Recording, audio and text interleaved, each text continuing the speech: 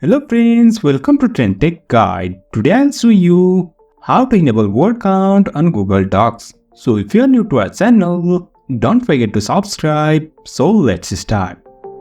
First of all, you can see I'm here in my Google Docs. Now to enable word count, first of all click on these tools over here on the top left. And after that you can see here is word count. Also, you can type Ctrl, Shift and C for this word count. Just click on this and over here you can find here is word count. Page 1, words 4, character 15 and characters excluding space is 12. Now, if you want to display this word count on your workspace, just check on this display count while typing.